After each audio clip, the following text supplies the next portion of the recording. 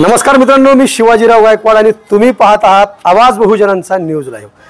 हिंदू संस्कृती म्हटलं की सर्वात अधिक महत्त्व जर म्हटलं तर श्री गणेशाला दिल्यात येतं आणि श्री गणेशाच्या बरोबरच महालक्ष्मी सुद्धा पूजन केलं जातं। महाराष्ट्रामध्ये संपूर्ण जिल्ह्यांमध्ये, तालुक्यांमध्ये आणि खेडेगावामध्ये सध्या गणरायाचं सगळीकडे स्वागत होत आहे आणि त्याचबरोबर महालक्ष्मीची पूजा सुद्धा होत आहे। गौरी गणपतीची सुद्धा याच सप्ताहामध्ये पूजा केली जाते आणि मागच्या 4 वर्षापासून सलग आम्ही अहमदपूर शहरातील सुप्रसिद्ध उद्योजक अश्विन आंधळे यांच्या निवासस्थानी कशा पद्धतीने गौरी गणपतीची पूजा केली जाते, महालक्ष्मीची कशी पूजा केली जाते, नेमके या पूजेच्या माध्यमातून समाजाला काय संदेश मिळतो हे आम्ही तुमच्यापर्यंत आवाज बहुजनांचा न्यूज लाईव्हच्या माध्यमातून पोहोचवित असतो। माझ्या सोबत आहेत सुप्रसिद्ध उद्योजक अश्विनजी आंधळे सर। नमस्कार। नमस्कार, तुमचं स्वागत आहे सर्वप्रथम आवाज बहुजनांचा न्यूज लाईव्ह मध्ये। धन्यवाद। आता बघूया आपण या वर्षीचा काय नेमका प्रोजेक्ट आहे यांचा। प्रत्येक वर्षी काहीतरी वेगळं आपल्याला आंधळे कुटुंबियांच्या माध्यमातून बघायला मिळते। हजारोच नाही तर महाराष्ट्रातील लाखो जनतेने यांचा लाभ घेतलेला आहे की नेमकं खरंच ही पूजा कशी असावी, कशा पद्धतीचा समाजाला उपयोगी असणारा संदेश देता येईल हे आंधळे कुटुंबियांच्या वतीनं करण्यात येतं। आडनावामध्ये आंधळे जरी असलं परंतु आंधळे कुटुंबीय किती डोळस आहेत हेच या व्हिडिओच्या माध्यमातून मी तुम्हाला दाखवणार आहे।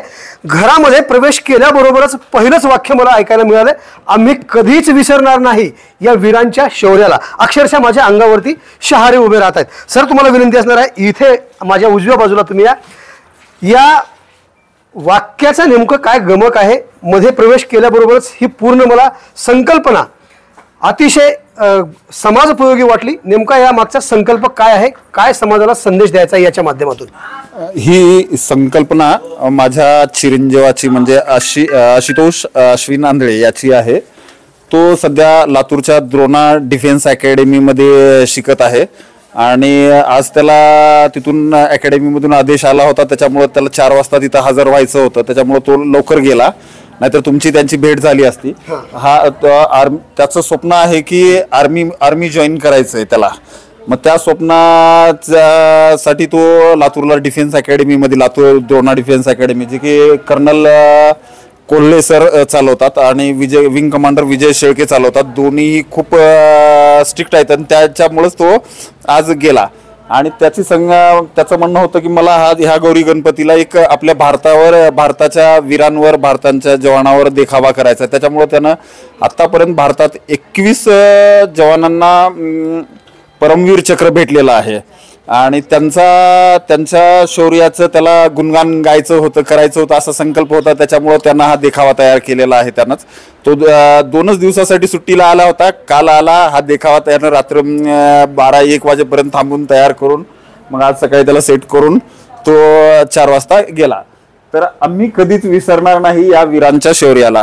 कधी कधी आपल्या भारताच्या जनतेकडे बघितलं की वाटतं की या लोकांनी केलेल्या बलिदानाला भारतीय जनता विसरत आहे, पण यांचं बलिदान एवढं मोठं आहे की त्याची आपण कुठल्याही गोष्टीत गणती करू शकत नाही, कारण की त्यांनी आपल्या जीवनाची, आपल्या परिवाराची देशापुढे कुठेही त्याची किंमत केली नाही आणि ते एकदम हसत हसत आपल्या देशासाठी वीरमरण त्यांनी पत्कारलं आहे। आता त्या 21 जणांपैकी 18 जणांना मरणोत्तर परमवीर चक्र भेटलेलं आहे। फक्त 3च असे होते की ज्यांनी जिवंत असताना ते पदक स्वीकारलेलं, नाहीतर त्यांच्या पश्चात त्यांच्या परिवारातल्या लोकांनी अत्यंत जड पण मनातून खुशीने की माझ्या परिवारातल्या माणसानं काहीतरी देशासाठी कार्य केले, ह्या खुशीमध्ये त्यांनी ते पदक स्वीकारलेलं आहे असं तो सांगायचा आम्हाला। आणि प्रत्येक त्याला पूर्ण सर्व लोकांच्या स्टोऱ्या ते कशामुळे त्यांना परमवीर चक्र भेटलं हे माहिती होतं। रात्री जवळपास 2 वाजेपर्यंत तो काम करत आम्हाला तो सांगायचं की यांना याच्यामुळे परमवीर, यांनी या पोस्टवर असं केलं, त्यांनी त्या पोस्टवर असं केलं, म्हणून तो पूर्ण सांगायचा रात्री। आणि हे त्याच्या ह्याच्यातून साकारलेला देखावा आहे आणि जनतेचा एक मोठा संदेश देणं, त्यांची आठवण सदैव राहावी आणि भारत एवढा सुखी समृद्धी व्हावा आणि एवढं हे व्हावं की पुन्हा परमवीर चक्र कुणाला भेटायचं काम पडू नये।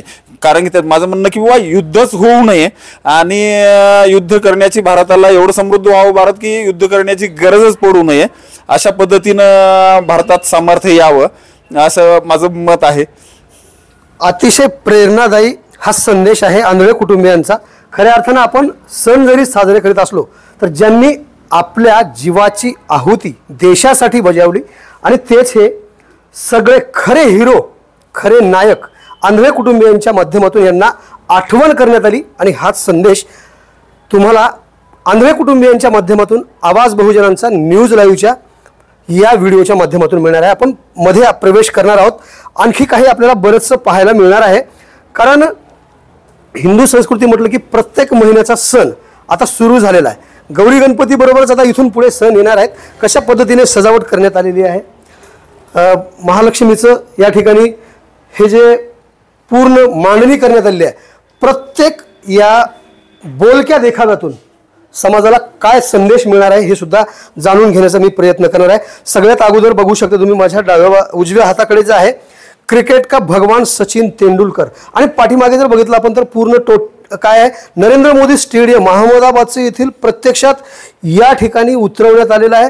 आणि ज्या पद्धतीनं मोठमोठ्या कंपन्यांची जी ॲडव्हर्टाईज असते जसे की मोठमोठे पेट्रोल पंपाचे असतील किंवा मोठमोठ्या कंपन्यांची जी ॲडव्हर्टाईज असते त्याच पद्धतीनं अगदी अनामिका ज्वेलर्सची बाउंड्री या ठिकाणी मारलेली आहे.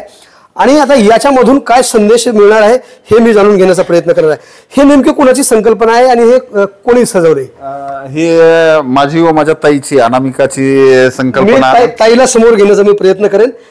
ताई, तुमची खूप संकल्पना वेगळी असते. दरवर्षी मी तुमच्याकडे येत असतो आणि आपल्या माध्यमातून हजारो बांधव भगिनी आपल्या बघत आहेत. आणि काही ठिकाणी तुम्ही मागच्या वर्षीच्या व्हिडिओला कमेंट सुद्धा बघितलं असाल. खूप छान देखावे असतात. आम्हाला प्रेरणा मिळते तुमच्याकडून. ही संकल्पना कशी सुचली आणि नेमका याचा काय संदेश देणार आहात आपण? ऍक्च्युली लास्ट टाइम जे आता आपल्या भारतामध्ये वर्ल्ड कप झालेला आहे ते वर्ल्ड कप झाले नरेंद्र मोदी स्टेडियम मध्ये अहमदाबाद इथे. भले आपण ती मॅच हरलो असलो तरी सुद्धा पुढच्या मॅच मध्ये आम्ही जिंकणारच या उद्देशाने आम्ही हे देखावा दाखवलेला आहे. पुढची माहिती भाऊसाहेब. खऱ्या अर्थात जर बघितलं तर इथं निगेटिव्ह असं काहीच तुम्हाला पाहायला मिळणार नाही. आम्ही मॅच जरी हारलो तरी पुढच्या वेळेस आमच्यावरती हारण्याची वेळ येणार नाही आणि ते स्टेडियम आम्हाला स्मरणात ठेवायचं आहे. म्हणून ताईचा हा खूप सुंदर संदेश तुम्हाला जर आवडला असेल तर नक्कीच हा व्हिडिओ तुम्ही लाईक आणि शेअर करायचा आहे. पुढच्या याच्याकडे वळूया आपण. अतिशय महत्त्वाचा आहे पॉईंट हा. कॅन्सर सारख्या खतरनाक बिमारीवर मात करून क्रिकेट खेळणारा जिगरबाज खेळाडू युवराज सिंग. हा नेमका काय असणार आहे हा संदेश? तर हे सांगायचंय मला त्याच्यातून की बाबा तुम्ही कुठेही हताश होऊ नका. तुमच्यामध्ये ज्यावेळेस एखादा जुनून तयार झाला आणि तुम्ही एखाद्या जुनूननं एखाद्या गोष्टीच्या जर मागे लागलो तर तुम्ही काहीही करू शकता, जग जिंकू शकता तुम्ही. मग तुम्हाला तिथं तुमची शारीरिक बिमारी, मानसिक बिमारी, कुठलीही बिमारी तुम्हाला त्याच्यात व्यत्यय आणू शकत नाही. फक्त तुम्ही त्या गोष्टीसाठी जिद्दीनं पेटलं पाहिजे हे असं सांगायचंय. ओम शांती ओम पिक्चर बघितलं असेल, त्याच्यात एक डायलॉग आहे. मला पिक्चर बघायला आवडत नाहीत पण एक कधी बघितला तर मी त्याला एकदम निरखून बघतो. त्याच्यामध्ये एक डायलॉग आहे, किसी चीज को अगर तुम शिद्दत से चाहोगे तो पूरी कायनात जुट जाती है उसे तुम्हा मिलाने में. तर तुम्ही जेही काम करायला होते तेवढ्या शिद्दतनं केल्याच्या नंतर निसर्ग सुद्धा तुम्हाला साथ देतो की ते नाही याला मिळवून दिलंच पाहिजे बाबा म्हणून. असं एक सांगण्याचा युवराज सिंगचा फोटो त्याच्यासाठी लावलेला आहे. भारतात जरी हॉकी हा गेम भारतीय गेम म्हणून असला तर तेवढ्याच पद्धतीनं लोकप्रिय क्रिकेट हा गेम आहे. आणि त्या गेमचा सचिन तेंडुलकर हा भगवान मानला जातो. आज तो जगातला सर्वश्रेष्ठ खेळाडू म्हणलं तर मी चूक म्हणत नाही असं होणार नाही का. आणि त्या हिशोबातून आपण ती मॅच हारली होती. आता जसं ताईनं सांगितलं की ती मॅच आपण हारली होती आणि आम्ही ती मॅच बघत होतो. आम्हाला खूप जिवारी लागली होती ती मॅच. म्हणून आम्ही ठरवलं की बुवा यावर्षी आपण तो देखावा करू आणि त्याच्यातून संदेश देऊ की पूर्ण जगाला सांगण्याचा प्रयत्न करू की आम्ही त्यावेळेस जरी हारलेलो असलो तर आम्ही खुश आहोत कारण की आम्ही सेकंड आलेलो आहोत. हार होणं ही खूप मोठी गोष्ट नाहीये पण आम्ही सेकंड आलेलो आहोत. पण पुढच्या वेळेस 100% प्रयत्न करू आम्ही की 100% आमची टीम जिंकेल. आमच्या शुभेच्छा आमच्या टीम सोबत आहेत, आमच्या देशासोबत आहेत असा हा याच्यातून संदेश देण्याचा आमचा प्रयत्न आहे. अजून बरंच काही बघायचं आहे तुम्हाला. यापुढे आणखी आपण इकडे जाऊया. बघू शकता तुम्ही आता पुढचा जो स्पॉट आहे आपला, माता लक्ष्मी पार्वती सरस्वती यांच्या मनात अनुसया मातेच्या पतिव्रतेबद्दल नारद मोदी संशय निर्माण करतानाचा प्रसंग. बघा आता इतका महत्वाचा, महिलांसाठी हा खूप महत्वाचा संदेश असणार आहे. हो, आणि त्याचबरोबर सुरुवात इकडून आपल्याला करायची बरं का. काय हा, हे ऋषीचे आश्रम कोणते? बरोबर, पतिव्रता अनुसया माता व श्री दत्त दिगंबर जन्म देखावा. ओ हो हो, आता आपण बऱ्याच इतिहासामध्ये जाणार आहोत. नेमकं याच्या मागचं सुद्धा काय गमक असणार आहे हे सुद्धा आपल्याला ऐकायला मिळणार आहे. पुढे जर आपण पाहिलं तर परीक्षा घेण्याच्या हेतूने भोजनास बसलेले त्रिदेव सुद्धा याच ठिकाणी याच देखाव्यामध्ये दाखवलेले आहेत. आता मी तुमच्याकडे येणार आहे पुन्हा एकदा. यामागील कशी संकल्पना आहे, नेमका याच्यातून काय संदेश जाणार आहे महिलांना आणि आपल्या दर्शक मंडळींना? पहिला संदेश असा आहे की आपण लहान मुलांना आहे की आजकाल वेळेच्या अभावी म्हणा किंवा आजी आजोबांना किंवा कोणालाही कथा जास्त माहिती नाहीत किंवा सांगू शकत नाहीयेत, तर आपण प्रत्येक देखाव्यामध्ये एक संदेश देण्याचा प्रयत्न करतो. अध्यात्माबद्दल या ठिकाणी माहिती दिलेली आहे. आणि दुसरं आहे की त्रिदेव हे एकच आहेत किंवा एका रूपामध्येच आहेत, फक्त आपण त्रिदेव म्हणून त्यांच्या गुणांची पूजा करतो, याबद्दल आपले या ठिकाणी सांगितण्यात आलेलं आहे. पहिले दाखवलेलं आहे की माता पार्वती, लक्ष्मी आणि सरस्वती बसून चर्चा करत होत्या की सगळ्यात पतिव्रता कोण आहे. मग याच्यावर नारद मुनी येऊन म्हणतात की सृष्टीवर तर ही चर्चा आहे की अत्री मुनींची पत्नी अनुसया माता हीच खरी पतिव्रता आहे. त्यावरून ह्या सगळ्या देखावाचा निर्माण झालेला आहे, दत्तात्रेयांच्या जन्माचा निर्माण झालेला आहे. वास्तविक परिस्थितीमध्ये आता हे लहान मुलांच्या मनावरती बिंबवणं खऱ्या शक्य होत नाही, कारण आजी आणि आजोबा जर ज्यांच्या घरात असतील तर हे सगळं त्यांच्या मनावरती बिंबवलं जाते. मात्र आता आधुनिक भारत निर्माण होते. आता पुढे जाणारच आहोत, तुम्ही ज्या संकल्पना मांडलेल्या आहेत. मात्र या गोष्टी तुम्ही या देखाव्याच्या माध्यमातून सांगत असताना खूप मला सुद्धा उत्साह निर्माण होते. पुढे या गोष्टी ज्या आहेत आपल्या संसार उपयोगी जी वस्तू आहेत ह्या कशा पद्धतीने या मांडण्याचं काय याची गरज पडली? याची गरज अशी आहे की ह्या सगळ्या वस्तू, मिक्सर आलं त्यामुळे आपण खलबत्ता विसरून गेलो, गिरणी आली त्यामुळे आपण दळण्यासाठी जातं विसरून गेलोय, पाटावर वट्टा विसरून गेलाय, तसंच त्या ठिकाणी उकळ आणि त्याच्यामधला तो सोटा दाखवलेला आहे. तर ह्या सगळ्या वस्तू आजकाल लेकरांना माहिती नाहीयेत की हे काय असतं. त्यांना माहिती आहे तर मिक्सर आणि मोबाईल ह्या दोनच गोष्टी किंवा फ्रीज ह्या सगळ्या गोष्टी माहिती आहेत. म्हणून ह्या सगळ्या मांडण्यात आलेल्या आहेत की अनुसया मातेच्या किचन मध्ये काय काय होतं आणि त्या कशा मेहनतीने स्वयंपाक बनवत होत्या आणि त्या मेहनती मागे एक प्रकारचं प्रेम होतं.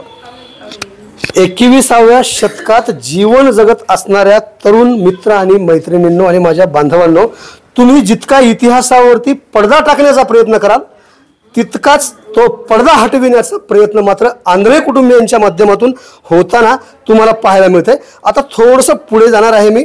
त्रिदेवांना शोधत आलेल्या त्रिदेवी आहेत. याच ठिकाणी बघा तुम्ही 3 मूर्त्या 3 बाळांच्या जे आहेत या पाळण्यामध्ये टाकण्यात आलेल्या आहेत.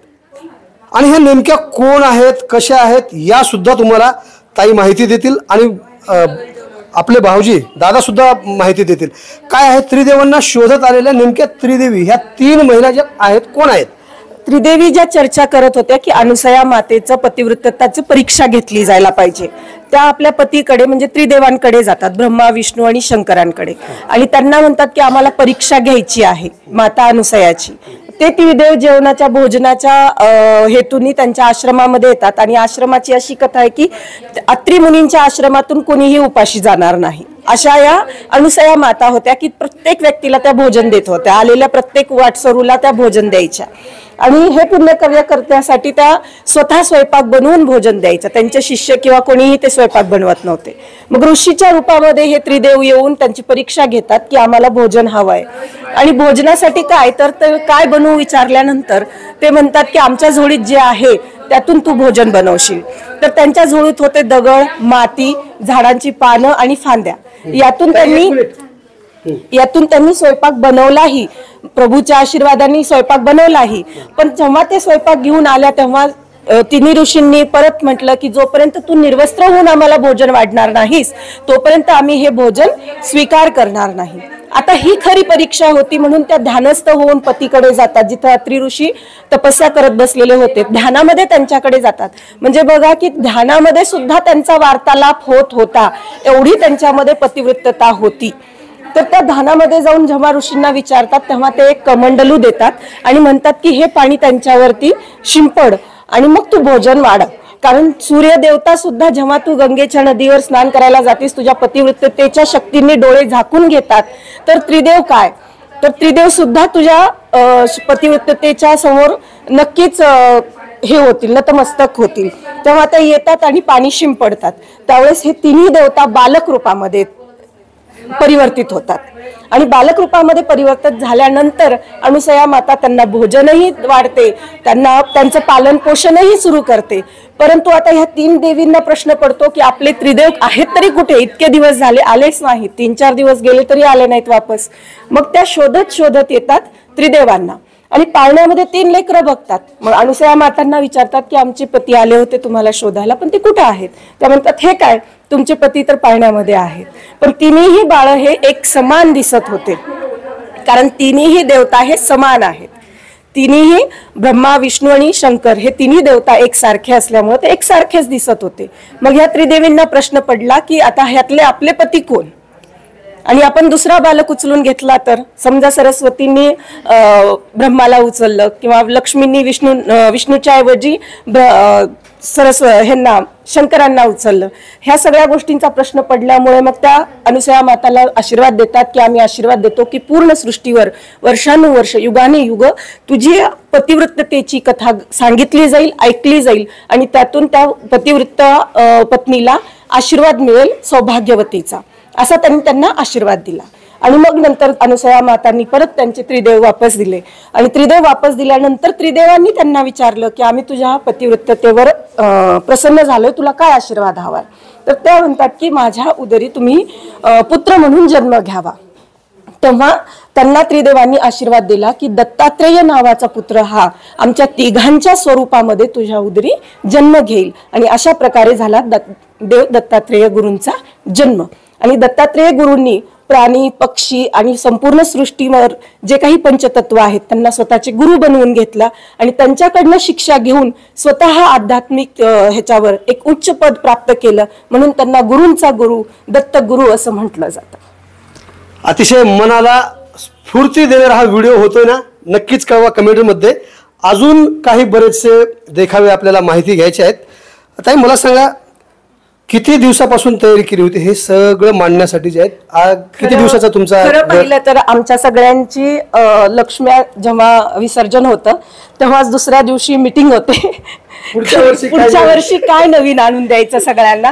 कारण जे काही अहमदपूरचे जे काही प्रेक्षक आहेत इथं येऊन जे गौरीचं दर्शन घेतात किंवा इथं येतात पाहण्यासाठी लक्ष्मीचा देखावा, त्यांच्या सगळ्यांमध्ये इतका उमंग उत्साह असतो की आम्हाला काहीतरी त्यांचा उमंग बघून आम्हाला काहीतरी नवीन करण्याची प्रेरणा येते. आणि तेव्हापासून ही सुरुवात चालू होते आणि जसं ज्याला जमेल किंवा जसं सुचेल तसं कहाणी म्हणा किंवा काय देखावा दाखवायचं याची तयारी चालू होत असते. म्हणजे या वर्षीपासूनच पुढल्या वर्षीची तयारी आमची चालू. खूपच छान. आता मोठ्या देखावाकडे जाणार आहे मी.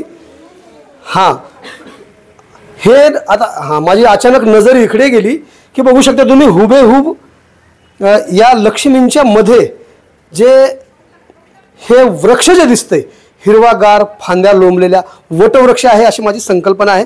आणि या संदर्भातच माहिती देण्यासाठी तुम्ही पुढे याल सर. म्हणजे कसं अगदी हुबेहूब चित्र खरं आहे का ते बनवलं गेलेलं आहे? कोणाची संकल्पना आहे ही? हा बाळा तुझं नाव अगोदर मला सांगशील? माझं नाव अधिराज शिंदे. हा वर्ग 6वी. तुम्ही कोणत्या शाळेत शिकता? Poddar learn school. बरं, हा देखावा करण्यासाठी कशी संकल्पना सुचली बेटा तुला? जे आता आता पुढे चालून आपण रांगोळी बघणार आहोत, तर मग त्याच्यात आम्ही आत्मनिर्भर भारतचा बनवलेला आहे. तर मग आपल्या भारतात काय काय आहे ते आपल्याला जास्त काही माहित नसतं. तर मग एक कोलकातामध्ये एक द ग्रेट बनियान ट्री म्हणून एक झाड आहे. ते खूप म्हणजे जगातलं सर्वात मोठं झाड आहे. त्याचं मेन जे रूट आहे ते गेलेलं आहे, सगळ्या फांद्या जे पारंब्यांवर ते उभा आहे. तर मग ते दाखवण्यासाठी आम्ही हा देखावा केलेला आहे. खूपच सुंदर संकल्पना आहे. यासाठी तुला काय काय साहित्य घ्यावं लागलंय?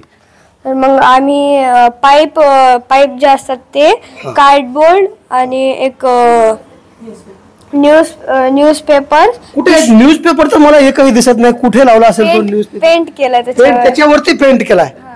बर, तुम्ही झूम करून दाखवायचं आहे ते झाडाचं बूड जे आहे आणि वर ते वरून खाली लोंबलेल्या पारंब्या ज्या आहेत, त्याच्या झाडाच्या फांद्या ज्या आहेत, पान अगदी हुबेहूब.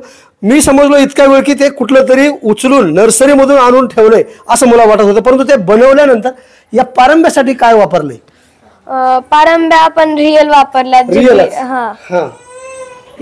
हे बनवण्यामध्ये कोणाकोणाचं सहकार्य लाभलं? हे कोणी कोणी सहकार्य केलं यामध्ये? हे मी, आत्या आणि सगळ्यांनीच बनवलंय. तसं तर तसं काय सगळ्यांनी बनवलंय. तुला बोलत असताना मला खूप असं काही विचारा वाटते, पण मला तुझे काय स्वप्न आहेत? पुढे काय बनायचंय तुला?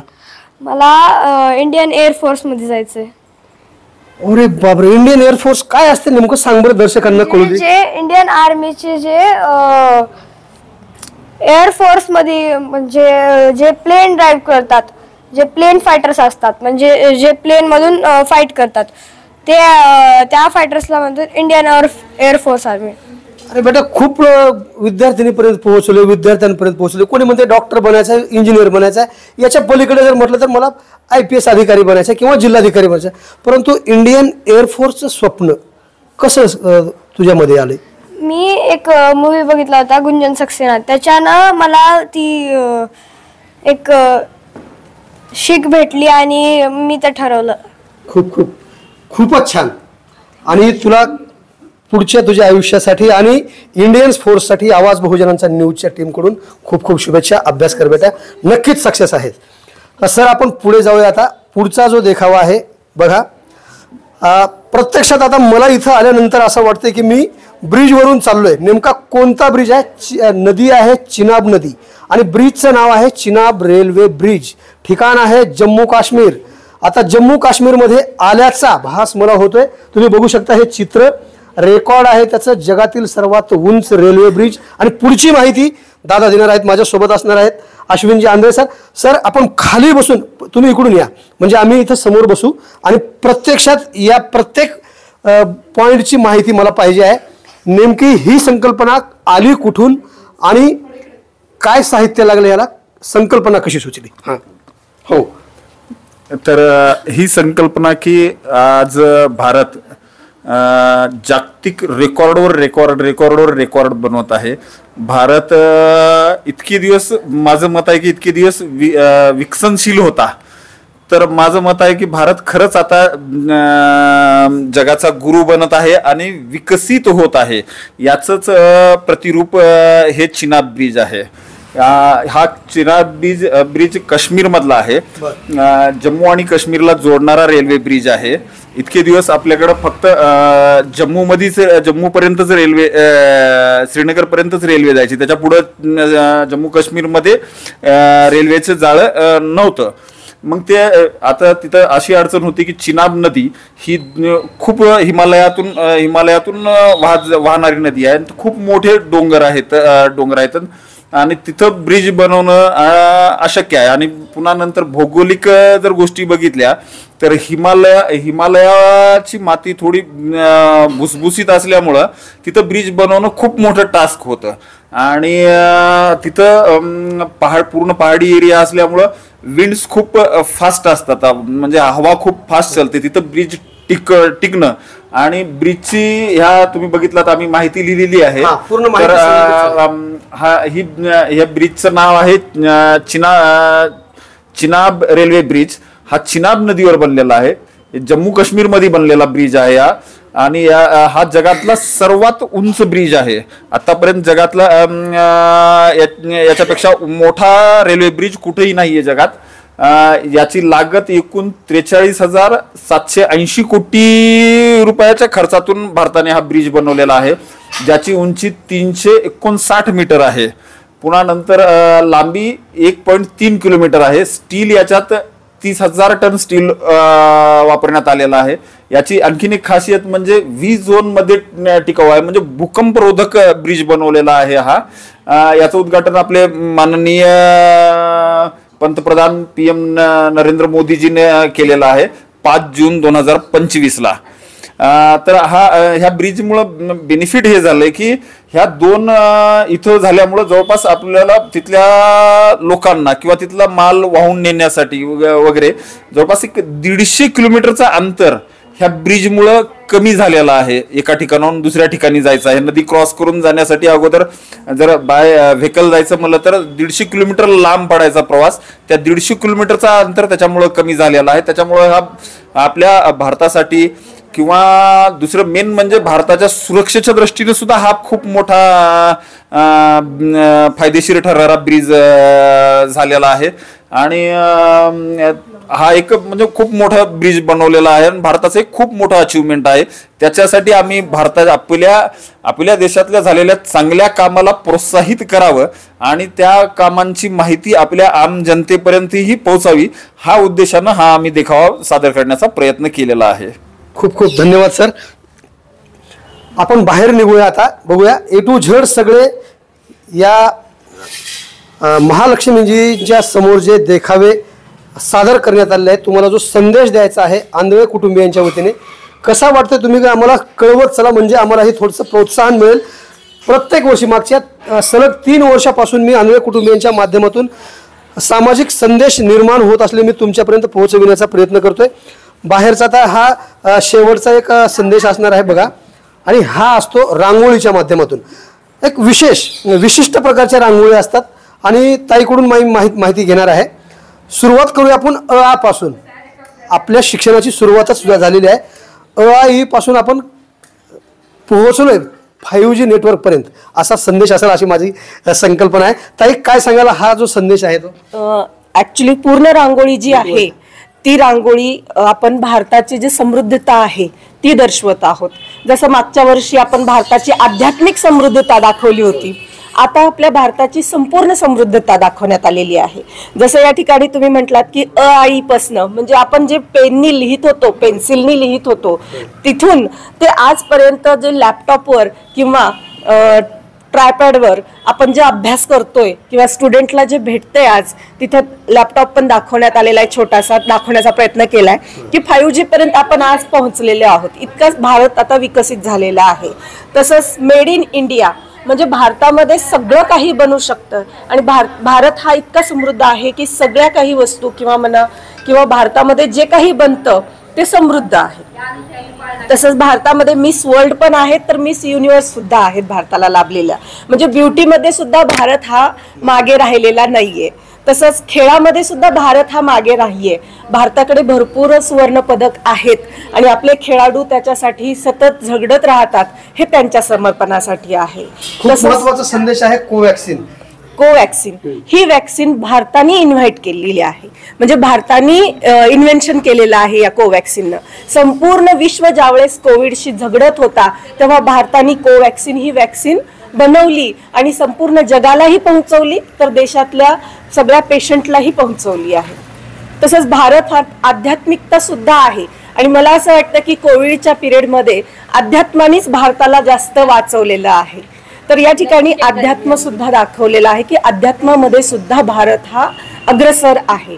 भारतामध्ये योगा क्लासेस घेतले जातात, भारतामध्ये योगा शिकवला जातो, वेगवेगळ्या पद्धतीने प्रत्येक जण शिकवतो, पण योगा हा प्रत्येक करतो आणि सगळ्यांच्या लाईफमध्ये योगा आहे आणि त्याच्यामुळेच भारत हा पुढे जातोय. तसंच भारताचा आध्यात्मिक तर आहेच, पण शास्त्रीय दृष्टीने सुद्धा भारत समृद्ध आहे. आणि या ठिकाणी किसानांसाठी पण दाखवलंय, म्हणजे जे आपल्या भारतातला शेतकरी जो आहे तो सुद्धा समृद्ध आहे आणि तो सुद्धा आजकाल नवीन शेती करायचे जे उपकरणं आहेत ते तर नवीन निघतच आहेत, पण पद्धती सुद्धा नवीन निघत आहेत. आजकाल वेगवेगळे फ्रुट्स, ड्रॅगन फ्रुट्स म्हणा किंवा अंगूर म्हणा, केळी, या सगळ्या गोष्टी आजचा शेतकरी इम्पोर्ट करतो, बाहेर पाठवतो. देशाच्या बाहेर सुद्धा आपले फ्रुट्स आणि धान्य जातात. इतका समृद्ध आपला भारत आहे. म्हणून या भारताची पूर्ण माहिती या ठिकाणी दिली आहे. वरती तुम्हाला दिसत असेल की रॉकेट दिसतंय, तर भारताने सोडलेल्या रॉकेट बद्दल ही माहिती आहे की स्वतः त्यांनी बनवून, म्हणजे दुसऱ्या देशांकडनं विकत घेऊन नाही पाठवलंय. म्हणजे त्याला चांद्रयान म्हणता येईल का? चंद्रयान ते स्वतः भारताने बनवून पाठवलं हे दाखवण्यात आलेलं आहे. हे औद्योगिक समृद्धी दाखवली आहे याच्यामध्ये भारताची. हे मतदान राजकीय सुद्धा समृद्ध आहे भारत, राजकारणामध्ये सुद्धा समृद्ध आहेत. एकापेक्षा एक दिग्गज राजकारणी आपल्या भारत देशामध्ये आहेत आणि लोकशाही आहे महत्वाची, म्हणजे हुकुमशाही चालत नाही भारतामध्ये. हे लोकांच्या मताने भारत हा चालतो हे दाखवण्यात आलेलं आहे. अतिशय मोजक्या शब्दात तुम्हाला समजेल असा हा संदेश आंधळे परिवाराच्या वतीने देण्यात आलेला जर नक्कीच तुम्हाला जर आवडला तर हा व्हिडिओ जास्तीत जास्त शेअर करा. आणि अशाच प्रकारचे प्रत्येक वर्षीचे व्हिडिओ जर तुम्हाला पाहायचे असतील तर आमच्या चॅनलला लगेच सबस्क्राईब करा आणि कमेंट्समध्ये तुमच्या प्रतिक्रिया कळवा. ताई आणि दादांनी जो संदेश तुम्हाला दिलेला आहे तो कसा वाटला. ताजे आणि महत्त्वाचे अपडेट पाहण्यासाठी पाहत रहा आवाज बहुजनांचा न्यूज करता शिवाजीराव गायकवाड, अहमदपूर, लातूर. पुन्हा भेटणार आहोत पुढील बातमीमध्ये. तोपर्यंत जय हिंद. आवाज बहुजनांचा.